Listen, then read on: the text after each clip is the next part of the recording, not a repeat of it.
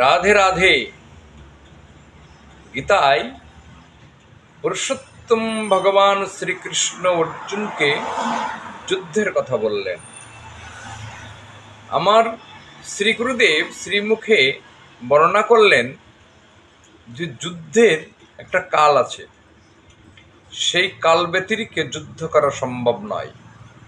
শ্রী গুরুদেব বললেন যুদ্ধের কালই হলো যৌবন কাল।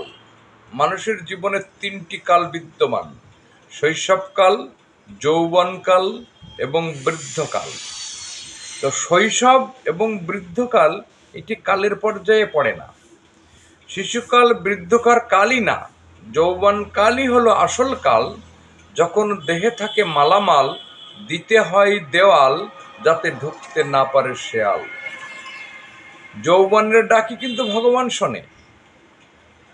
সেই জন্যে মহাজনগণ এবং গুরু শ্রীমুখে স্বীকার করলেন সন্তানকে সময় মতো গুরুকে ধরাবে।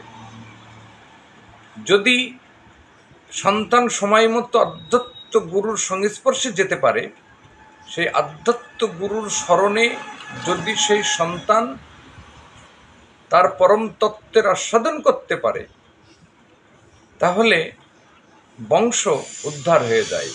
তাই গুরুদেব বললেন যে নিজে মানুষ না হলেও সন্তানকে যদি শ্রীগুরুর চরণে আত্মনিবেদন পূর্বক সন্তানকে মানুষ করা যায়, তাহলে সমাজের চোখে তুমি ভালো মানুষের পিতা বা ভালো মানুষের জন্মদাতা হয়ে তুমি জীবন ধারণ করতে পারবে।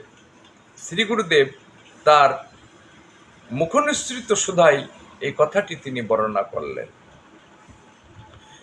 তিনি বললেন যে নিজেকে না চিনলে ক্ষতি হয়, চেনার তরে গুরুর আশ্রয়ে আমরা যাই। এই যে দ্বিদল পদ্ম, এর 12 আঙ্গুল উপরে সহস্রার, যাহার মধ্যে দর্শন পাওয়া যায় পরমাত্মার। এই ভ্রুযুগলের মধ্যবর্তী স্থানকে বলা হয় ত্রিবেণী, আর মূলাধার গুহ্যতত্ত্বের স্থানকে বলা হয় ত্রিবেণী।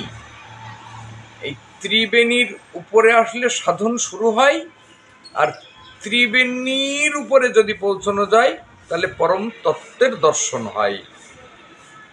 শ্রী গুরুদেব তার শাস্ত্রের বর্ণনায় এই কথা তিনি পুনঃ পুনঃ বর্ণনা করেছেন, আমরা তার শ্রীমুখে শুনিতে পাই।